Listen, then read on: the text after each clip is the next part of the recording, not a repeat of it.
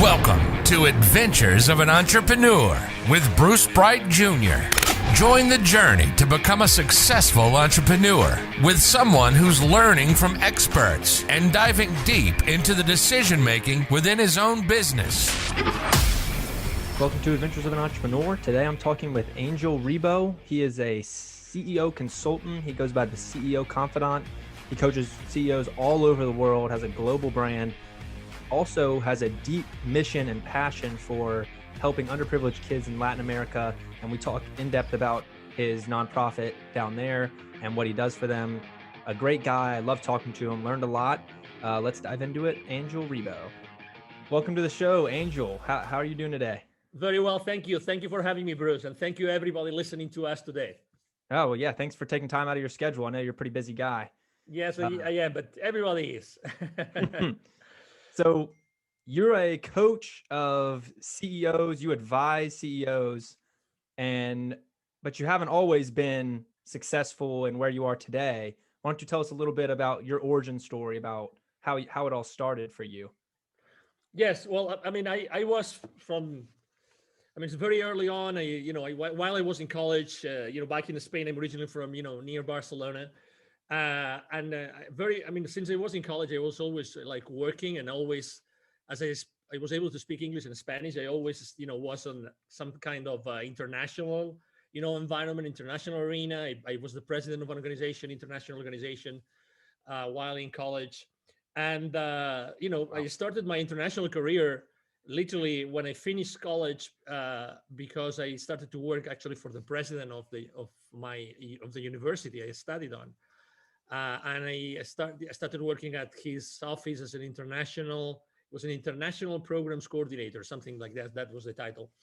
And then, I moved to the UK to work for my first, American company ever. And that started starting going from, the UK into Latin America and then to the US. But since the 90s, I always worked for, large American corporations, mainly high tech, up until 2016. And then, I decided to become my own boss. And, as anybody else, you have your ups and downs, and you have, better companies, or maybe the same company and maybe a better boss, or and better leaders that are helping you, make progress throughout your life. And it's always a matter of being open. I felt always like, going from one country to another, conducting business in, I think when I counted the countries, I think it was like 30 something countries I had conducted business. Wow. I always felt myself like, I was a citizen of the world, so it was normal for me to reach out to people, even if I didn't speak their language, or even if I didn't really was acquainted with their culture initially. But at the end of the day, I think that there are these commonalities that allow us as human beings to connect with others, regardless of where you are. It can be as challenging, for instance, right now I'm, originally from Europe and I live in Texas, but you are, you right now live in Alabama. So it can be as challenging for a Texan to get along well with someone in Alabama. But I know you're not originally from Alabama. So, you probably also had your challenges when you were younger, moving from one state to another. So what I'm trying to say is that most of our challenges come from uncertainty and maybe not knowing, and maybe being fearful of what can happen in the future.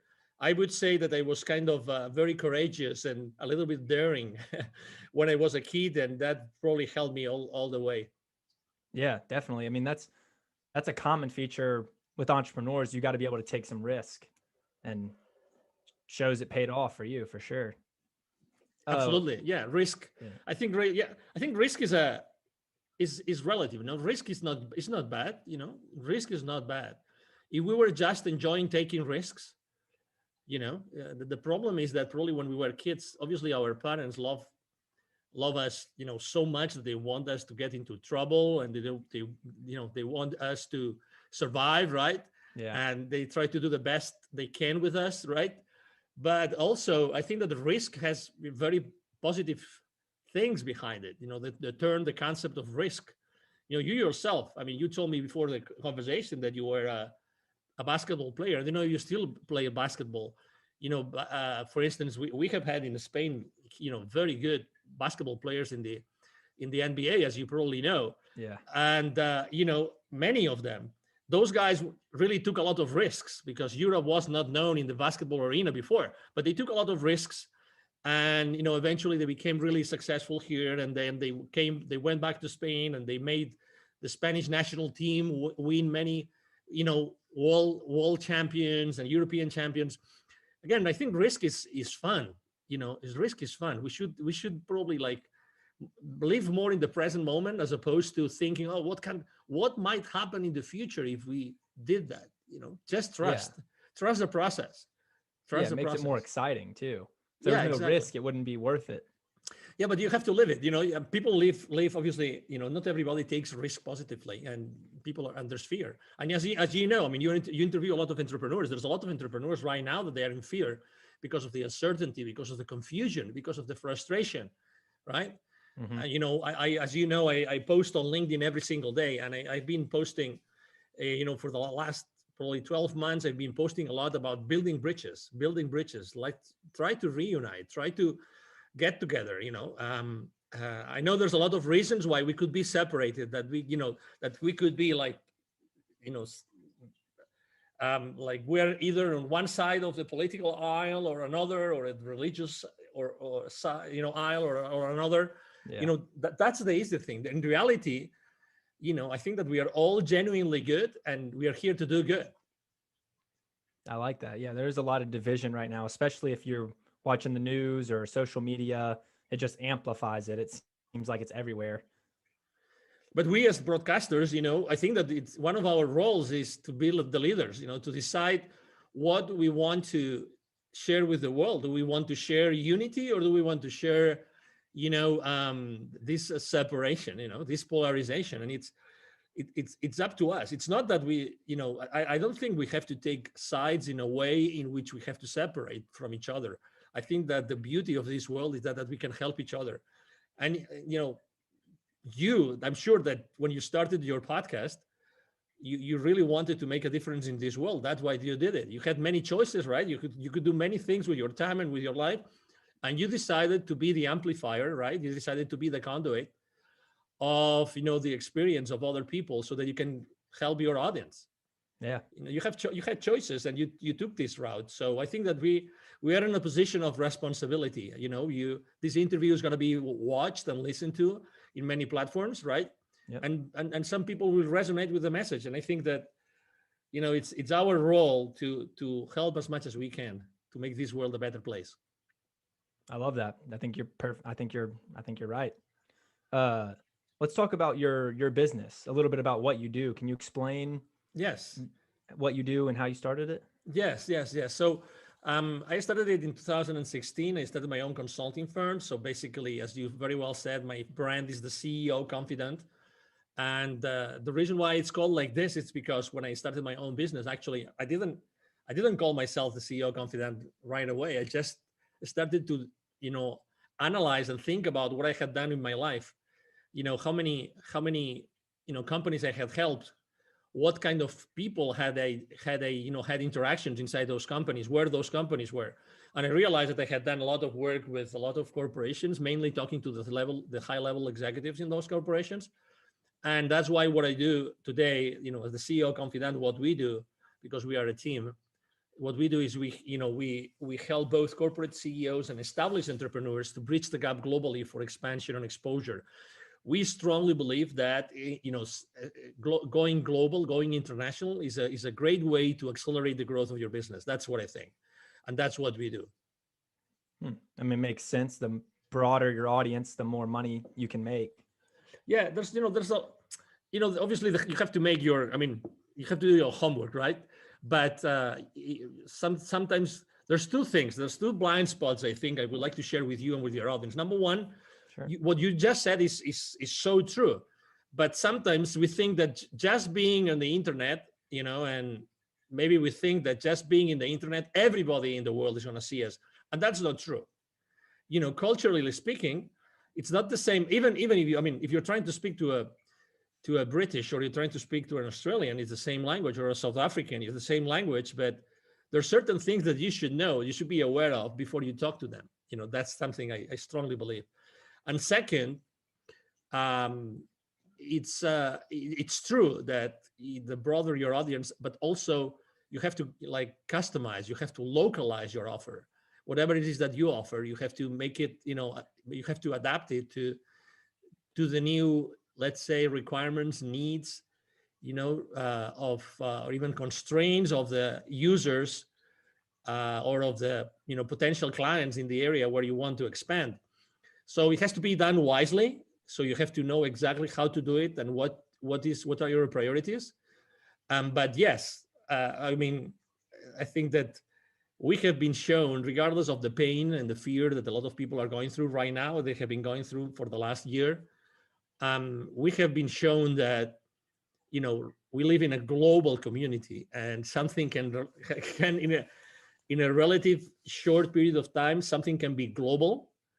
Yeah. and can actually spread to the 7.5 billion people in the world, right? Like this, with the snap of been shown this year. Exactly, with the snap of a finger. So that means that we live in a global environment, and we can definitely help each other. And there's many opportunities out there. We just have to focus on achieving, certain results, and just make sure that you do the right things. Yeah. So what you're saying is you want to have a broad audience, but within those smaller audiences, you have to personalize it for that region and that culture is what you mean. Is that what you're saying? Yeah. So it's like, again, when we start our business, we want to make sure that we have some audience, right? We have some potential clients out there, but sometimes we're trying to go so broad that we forget the most important thing. You don't want to have any kind of client. You don't want to serve any kind of people, right? You want to serve everybody. You want to serve every, potential male or female out there that could benefit from what you do, right?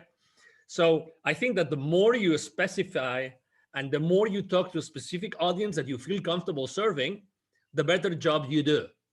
So imagine that you want to expand your business. Imagine that you're proficient in Spanish, or you have someone on your team that can help you localize your practice, whatever that is, your services.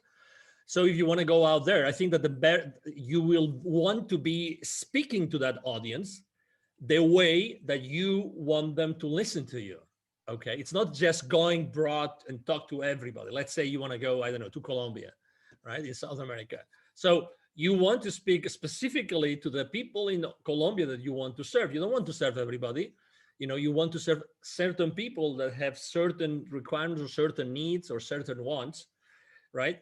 So you have to be very specific. That's why I think that, yes, it's good to go global, but you have to be specific. You have to talk.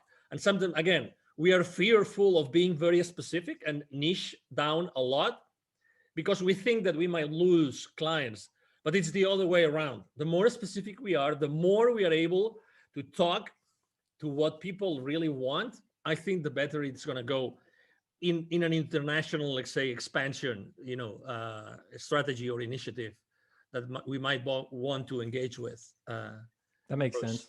Mm-hmm. Yeah. So you speak Spanish and English? Yes. So do you specialize in mostly Spanish and English countries? How do you deal with a country that doesn't speak one of those? Yes. So I speak French as well. I speak Portuguese. Okay. And I also speak Catalan, is a language that we speak in the northeast of Spain. So when I'm going somewhere else, I have business partners that help me.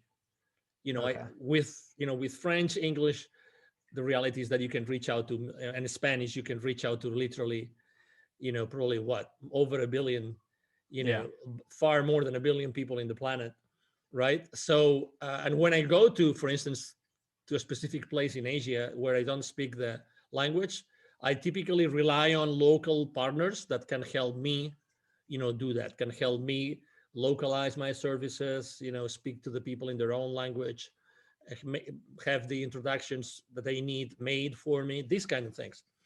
Again, it's this, as anything else. It's like when you're practicing your throw, right? You're a basketball player. It's the same thing. How many times have you tried a certain type of throw? How many? thousands. let's say exactly. Let's say a specific throw that you really like and you're really successful on, okay? Because you're very proud of it.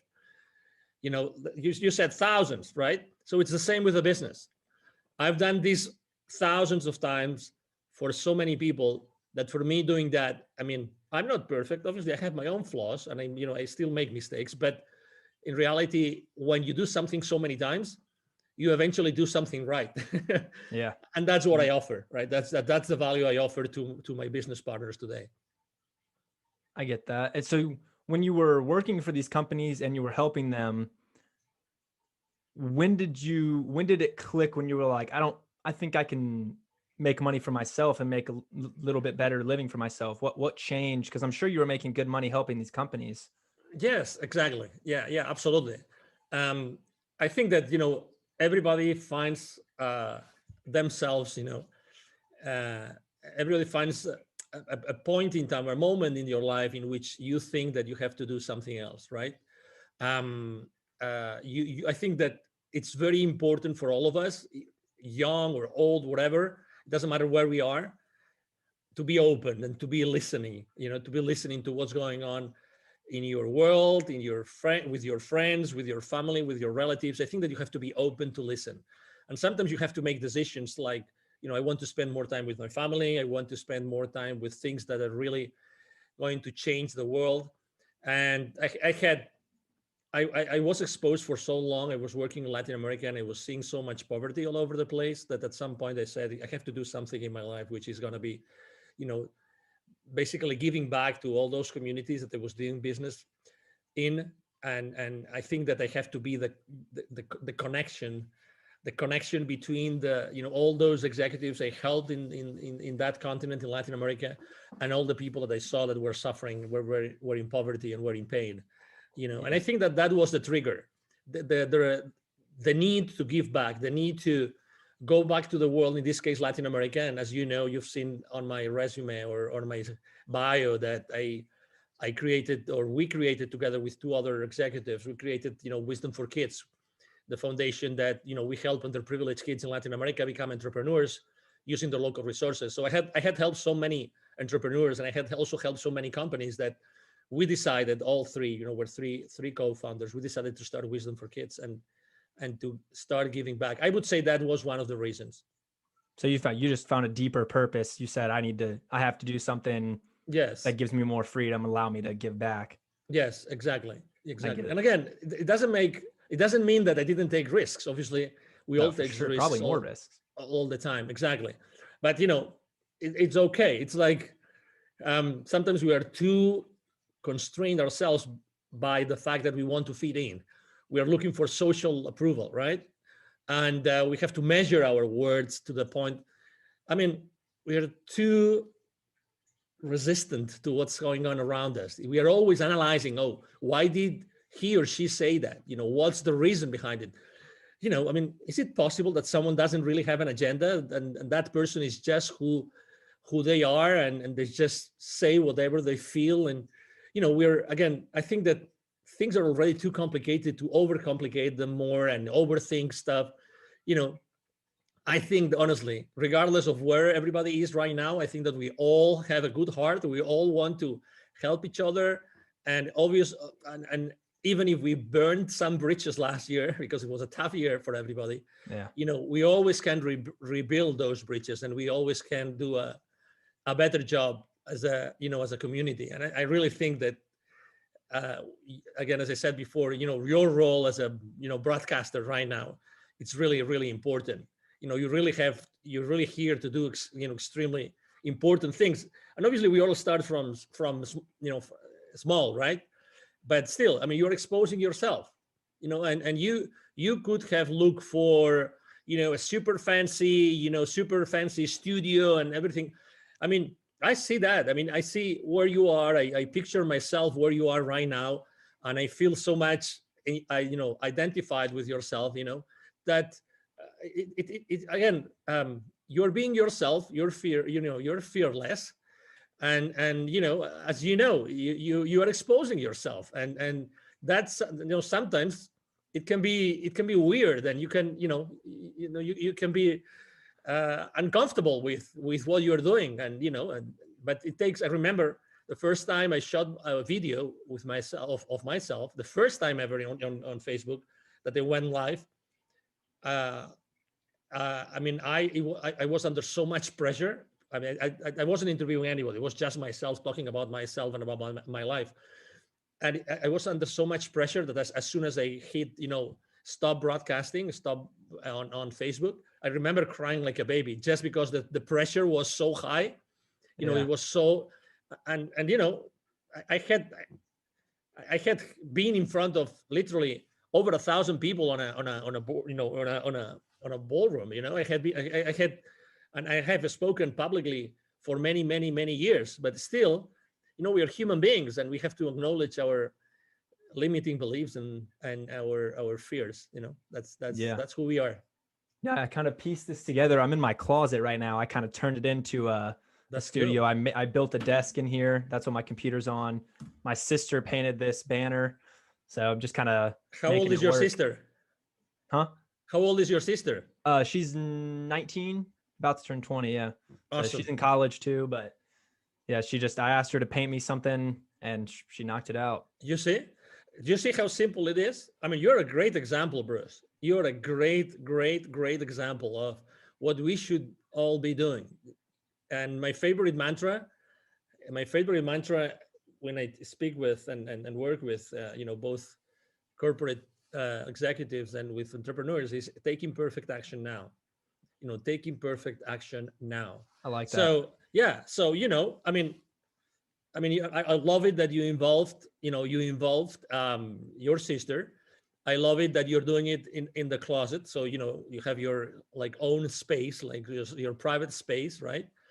And you also have, there's a jersey on the wall. So it means that you like sports, right? Yeah. And people that know more about NFL than myself, they will identify, or football, will identify that jersey better. I'm coming more from a soccer kind of life, being originally from near Barcelona. But yeah, again, what does it take to start your own broadcasting station, right? So not much, just wanting to do it. Yeah, not a ton. It's just more time, really, more effort than anything. Exactly. Want to do it. Exactly. So it's you're a great example. So I really congratulate you, Bruce, for what you're doing. Well, thank you. I like what you were saying about everyone is generally good, because that's a positive outlook. I think it shows something about your mindset. I like talking about entrepreneurs' mindsets and kind of how they think. And most of the entrepreneurs I've met all have very positive mindsets. They're always seeing opportunities in things. And the fact that you said most people are generally good, it's kind of a glass half full perspective, which I think is really cool. Have you always been a positive kind of guy? I think looking for opportunities? Yeah, I think that everybody is genuinely good. Everybody, honestly.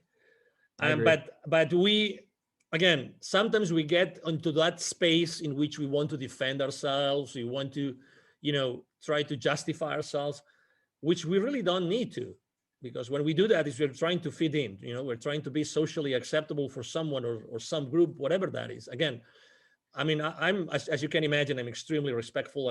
The only way you can do business in so many countries is if you are extremely respectful and you honor the cultures and the people that you meet all the way, right? For so many years. And obviously, if you walk your talk, right? If you walk your talk, that's the only way you can do it. I would say that, yes, my father is one of the most positive, optimistic, people I've ever met in my life. And I think that he's made a huge impact in my life. I remember going to he always was an executive in large corporations. And I remember going to his companies over the weekends since I was a kid. And I remember playing with other shareholders of those companies. I remember playing with the forklifts on those manufacturing plants and these kind of things. When you're a kid, you play with anything, right? So I was always with him and learning and going around, walking around those manufacturing plants. And I was extremely happy. I was just with my dad, and I wanted to learn and I wanted to get to know more things, so it's from that place. It doesn't mean that I have had a lot of challenges in my life. It's just the way that you face those challenges. It's the way that you get to play with the cards that you're being dealt or Yeah. being given. If you're and again, I always felt like, for me, learning languages very early on in my life, foreign languages, was like the perfect thing to have as a place of safety for me to go all over the place. So obviously, I meet a lot of people that I have met a lot of people that speak other languages that I don't, but still, there's always some common language that you speak. Or for instance, I am a member of the African Chamber of Commerce here in the Dallas Fort Worth area. So I meet with African government delegations very often. Some of them speak English, some others they don't. But there's always a common denominator. There's something that we can do, and we can always draw, and we can always use our hands and our eyes and our expressions, and there's so many things that we can do. Again, I think that the world itself is full of opportunities all the time. Yeah. Not necessarily everyone starts on the same level, but there's definitely, everyone has opportunities. You just got to make the most of whatever you've got.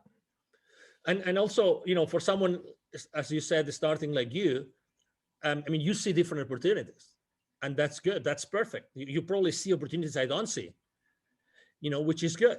And probably also I am biased, because I've lived a few more years than you, and probably you see more opportunities than me because I am biased. And that's the beauty of being young and seeing the world full of opportunities. That as you are not as biased as I am, just because of my age, right? Yeah. Of my experience, you probably are going to take fights, like good fights that wouldn't take. That's the beauty, and one of those fights is probably podcasting, and that's awesome. And you will be exposed to great knowledge, to great people. You are yourself opening to opportunities. And even myself, I could, when my team was supporting me and interacting with you when we were trying to set this interview up, again, my team could have said, no. This guy doesn't have an audience, he just started. And you know what my favorite answer is? When sometimes they tell me this, I tell them, so what? So what? So what?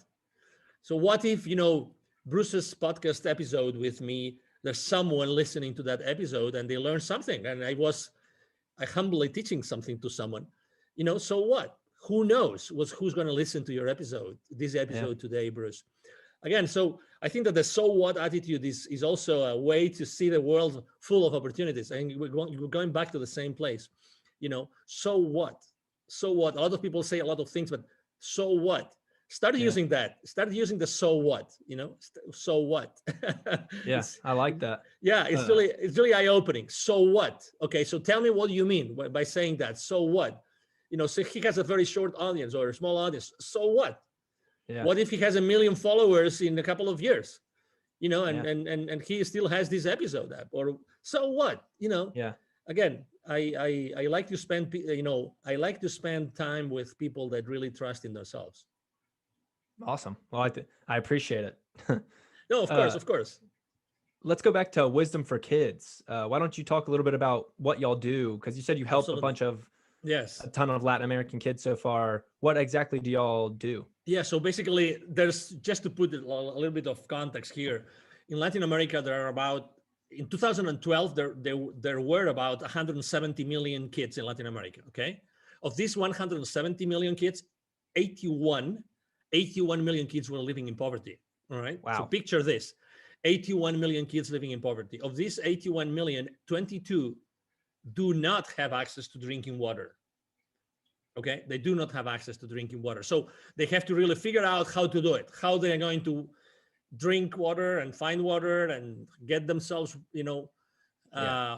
washed, whatever that is. It's challenging. So basically what we do is we identify communities that have, kids in need, and there's different levels of poverty depending on what community is, if it's a urban, suburban, rural, or even indigenous.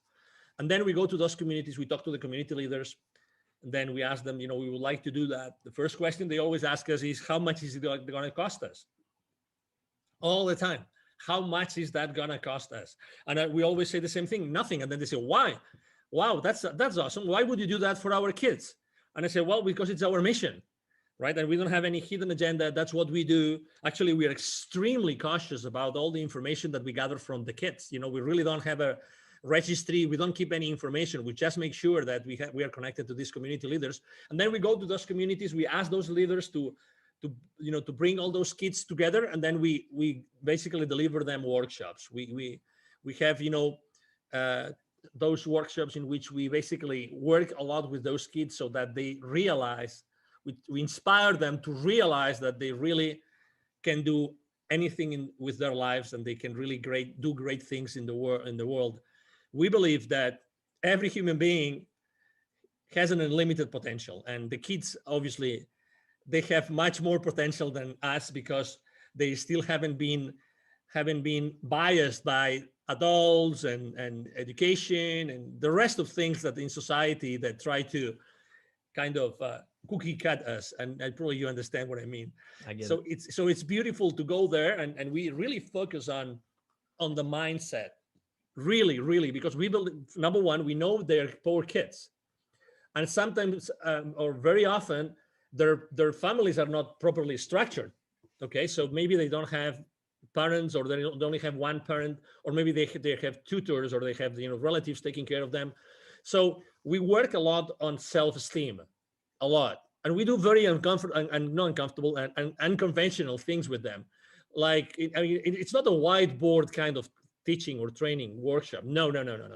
It's experiential. Okay, so we dance, we jump, we sing, we play, and we have a lot of interaction. So it's 2 hours, like we are fully onto the experience. We as volunteers of Wisdom for Kids, and we even do we have a meditation, a 20-minute meditation, full of very powerful affirmations.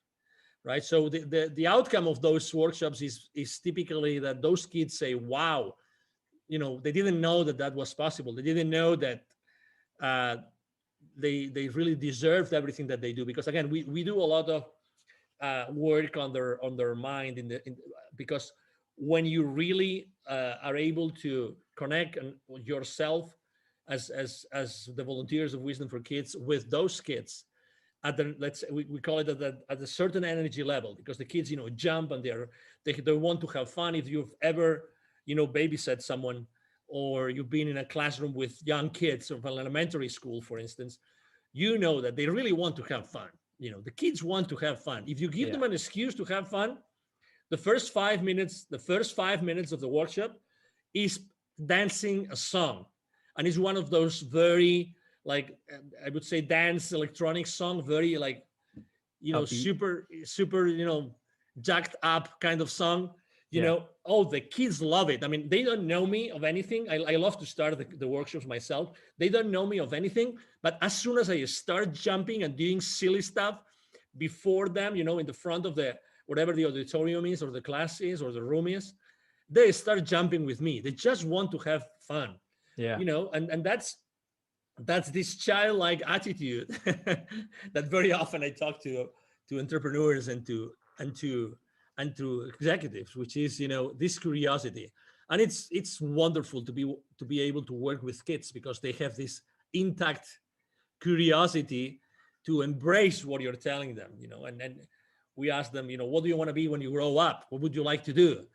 And sometimes they say, I would like to be a police officer. I would like to be part of the army, whatever that is. And we help them understand that whatever they want to be is going to be okay. They don't have to be whatever the society is going to tell them. Be whatever you feel like is going to make you happy. We need to be more happy. We need to be, and we want to teach that to them.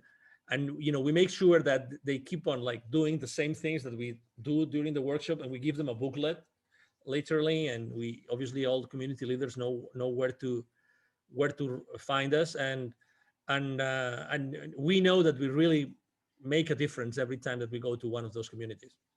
Wow, that's awesome. I was gonna call it education, but it sounds more like an inspirational kind of It experience is. It rather is. than rather It than is. just education. Exactly. It's been studied. Training is training, and you learn stuff or you remember stuff. It's like let me make a comparison here. It's like I think that our lives are very often like there's milestones in our lives which are related to specific songs, right?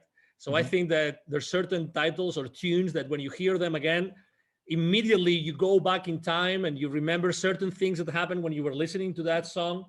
Yeah. That happens to me all the time. I mean, I love music, I love dancing, and it happens to me all the time. So that's why I think that those kids, well, I don't think, I'm sure, because obviously we go back to those communities and we talk to the community leaders and to the volunteers. They remember us. They remember us. They see us when we go back to the community and then remember that they had a blast with us, because they will never forget that experience. They never had that experience before. I mean, we spent, Bruce, so that, we spent 2 years and two PhD students working on this workshop. I mean, two PhD students in the educational arena, right? So there was one of our founders is a professor, he's a former professor of actually two different colleges in Mexico, and he taught thousands of teachers. So right now there's thousands of teachers in Latin America that were educated by this gentleman. Yeah. So, and he has like 70 plus textbooks right now being used. So Wow. we really took it seriously. We really wanted to make a powerful workshop that would change the lives of those kids, during and after our delivery of the workshop itself or Yeah. themselves. And where do y'all get these volunteers? Are these Yeah, local they can go volunteers, or to. do you bring them from America? Actually, they can. I mean, we receive requests, all the time. If you go to wisdomforkids.today, wisdomforkids.today, there's a place where you can actually sign up as a volunteer, wisdomforkids.today, and that's where we get our volunteers. Obviously, also the word of mouth. When we go to communities, people want to engage, people want to be with us, and people want to be able to be part of this and follow up with the families afterwards. I mean, that's why I said what I said before. I mean, I think that people are genuinely good and they really want to make a difference. Yeah. Oh, just had a question. I forgot. Well, That's okay. So back to your business, do you have any like future goals that you see yourself 5-10 years down the road? Do you have kind of like a vision? I know a lot of people Yeah, have one of long-term visions. yes. So I consider myself a connector of the unconnected. I think that there's a lot of people that need connection. I think that just last year, just the last 12 months, Bruce, there's been literally millions of people that have lost connection at some point, at some level. Connection with others, connection with institutions, connection with the rest of the world, with the rest of the community. So I consider myself someone who really wants to help people connect, okay, to help people connect. And that's why I said, I was so blessed to be able to work with, so many high level executives throughout my life, that I think that my mission is to connect as many people as possible and make them aware of what's happening at the bottom of the world, at the bottom of this society, which is the underprivileged kids. And Yeah. we have a huge responsibility, I think, as human beings, to make sure that we really take care of the ownership of these kids, the children of the future. I think, the children of today, which is going to be the future of leaders. our world, right? So I think that we have to be there. I think that, so that's my goal. My goal is to be able to help as many thousands or hundreds of thousands of kids in Latin America as much as possible, but also making sure that we connect these people with, these very high level executives with these people that are suffering today, the people that live in poverty. And that's my goal, to keep on being a connector, to keep on being extremely present in the, in the corporate world, but making sure that my message transpires, the message of supporting the ones that need it the most. Okay. And that's what I am. I consider myself, I sometimes, interview, C-level executives, and I'm extremely picky about the interviews I conduct. But when I do that, I make sure that there's always a message. There's always this individual that has this amazing personal story that eventually kids can relate to. I remember, I mean, when I started Wisdom for Kids, actually, I started recording messages from CEOs and from C-level executives, so that I could use those messages to inspire the kids. So actually, I bring those messages from CEOs in America to Latin America to show those kids that they can become entrepreneurs when they grow up. That's awesome. That kind of ties back to your global brand, because the more reach you have as a brand and as a person, the quicker you can accomplish this mission or help more kids. Absolutely, I agree. Yeah, I totally agree. I mean, I couldn't agree more. It's like, again, my exposure, my impact, my influence is just it's just a conduit for being able to help the most underprivileged be inspired by the most enlightened, or the most empowered, or the ones that really have powerful messages, or the ones that have accomplished so much in the world today. That's why, again, my presence in the corporate world is so strong, because I want to nurture all those relationships so that we can all together reach out to the most underprivileged, but together. Yeah, I love that. I like talking to people with a deeper purpose, and that you clearly have a really admirable one. Thank you. I also ask this. I usually ask all the people I interview this because it's interesting to me. Do you have a morning or night routine that you kind of stick to? Because I've found that most entrepreneurs they're like really rigid in their morning routine. They wake up and they do the same thing, kind of. Do you have one of those, or? Well, I have affirmations. I have to say, I used to. So depending on I mean, number one, I really don't want to be hard on myself. Okay, so everything I do is fine, and I am very compassionate with myself, because otherwise, there's so many things going on in my life, and I have kids, and I have to take care of the kids and the family and the business and my clients and my team and everything, right? So that's the first thing I would like to say. So I mean, there's things I do, and I do consistently, and there's other things that I do from time to time. So, for instance, I have my favorite affirmations. I have my favorite YouTube channels that I follow. That I have my favorite videos that I play in the morning. I have my favorite things I journal on, and that's what I feed my my brain, and what I feed my being. Yeah. I meditate every single morning, and I have a meditation group that I meditate every single morning.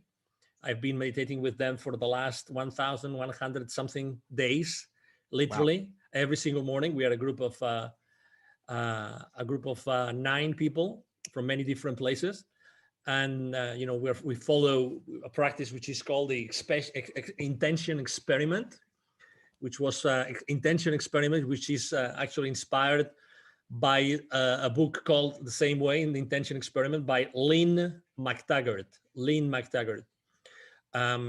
Which every week we intend for something different, and it's actually one of the anchors of my day. You were asking for this, so yeah. I think that it's really nice to start the day in a place where you are actually giving yourself, for others, and intending for something. We intend for something good every single week, and it's a nice way to start the day. Awesome. Yeah, I asked that because I usually try to pick up a few and try them. So I've been taking cold showers every day, and that's terrible, but I've been doing it for like a week now. I wake up at 6 a.m. every day now for like the past month or month and a half. I don't journal. Journaling is the one I just can't get myself to do. I don't know how to do it. I'm not good at it. But meditation is something I've tried. It's hard. Yeah, I do the shower. It's funny that you mention it.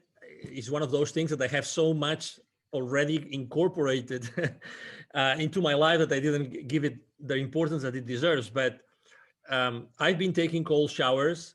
Even when I go to Canada in the winter, I take cold showers wherever I am for the last 5 years. Wow. So I mean, when you take a cold shower and it hurts. Yeah. It literally hurts.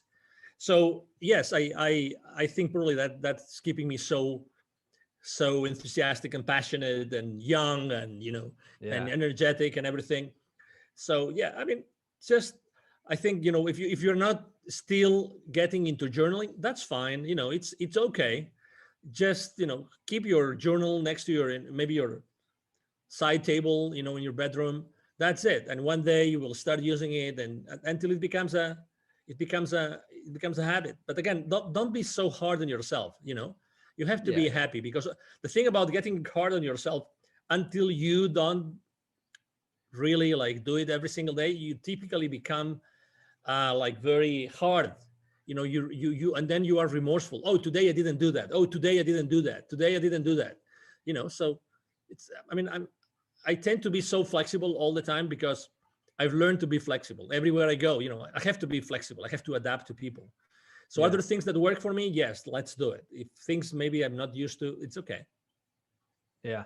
I'm going to try the journaling thing. It's difficult. But I like the cold showers so far. It's energizing, and it's just kind of like a mental test almost, just like putting yourself through something that's not fun just because you can control it. Yeah. That's why I like it. It's true. And you have a choice in the morning. Every morning you have a choice, right? It's either cold water or warm water or so, right? So I like it. I like cold showers already. All right. So before I wrap it up, I usually end it with this question. What kind of advice would you give someone who's on the fence about starting a business? They've always maybe thought about starting a business, but they never have. Maybe they're at a job they don't like, or maybe they're young like me and just don't know what to do with themselves. They're thinking about starting a company. What would you say to them? Start with a very simple thing that you really like and try it out. That's what I would say. I mean, how many, I don't know, just to ask you, when did you start your podcast, Bruce? My podcast, December of last year. Okay. So how many people have you interviewed already? 10 maybe. Okay, 10. Good. Well, so those are 10 potential friends, 10 potential business partners, 10 potential clients, 10 potential, you name it, and that's it. Again, just pick something that you like and do it. I mean, that's why I always say, take imperfect action now. It's much easier than what you think. Reach out to people and see what they say about what you have to offer. That's it. Obviously it takes something, right? It takes courage to do certain things, but just do one thing. Just try one thing that you really like, expose yourself, start proof testing it, and just take it from there. It's much more simple than what you think. And also listen to what's happening around you. Sometimes people ask me, what were the opportunities that were presented to you in 2020? Well, one of the opportunities is that there was so much, fear and so many people being unemployed, and there's so many things happening, and these emotions and these feelings and you said it very well. You see it on TV. I mean, I had never seen so many people yelling at you from TV. I mean, literally yelling. I mean, have you seen that? I have seen that. Oh, yeah. I mean, on the news, yelling at you. It's like, so, just be gentle with yourself. Try something, try one thing, try doing it, in your environment around you, in your community. Try if it works. You know what people need because you see it every day, because you listen to this and you hear it every single day. And that's it. Try it. Try it. I was the other day delivering here in the Dallas-Fort Worth area for one of the business accelerators. I was delivering a webinar on pivoting, on reinventing yourself, right? Yeah. So, hey, it doesn't take anything to reinvent yourself. Just try it out. Just try it, proof test it, look for people around you, your friends, your business partners, your acquaintances. Ask for references, ask for people that you would like to talk to, and eventually you will be delivering so much value that you will be able to charge for it. Yeah. I So don't be hard on yourself. Start somewhere and start giving away value. Talking to potential clients. It's much simpler than what it looks like. Really, it's much more simple. I know there's fear. I know that you have to pay your bills. I know that you have probably your mortgage. I mean, I get it. I was there too. I mean, I understand it. I know that you have probably your college, loans, all those things. I mean, I know that, but still, what does it take to you to choose between, social media browsing or reaching out to a potential client? One game on TV, as much as I like sports, or talking to someone that can become your business partner. Yeah. Again, it's your choice. It's your choice. It's your choice. I mean, as Tony Robbins says very well, your wealth is proportional to the amount of people that you serve. So start serving people. Start to serve people around you, and you will find the solution. You will find the answer that you're looking for. That's great. And you can always tweak it as you go, make it better. Absolutely. You can. The imperfect version you're going to put out isn't going to be great, but you might get the ball rolling. Yes, exactly. Yeah, great. Is there anything I haven't brought up that you want to talk about that you're excited about? Oh, no. Maybe just to give your audience my contact details in case they wanted to reach out to me. Again, my name is Angel Ribo. Ribo spelled as in R-I-B as in boy, O. And my brand is the CEO Confidant. You can see me. You can find me very easily online. I'm everywhere you can think of. The CEO Confidant, Angel Ribo. You can go to LinkedIn. I'm very active there. I post every single day. I post both business-related content and personal.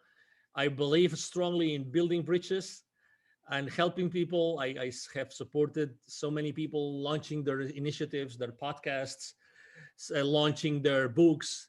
So many things. And if you want to reach out to me directly, just send me an email to angel@angelribo.com. Angel@angelribo.com. Again, Ribo spelled like R-I-B as in boy, O.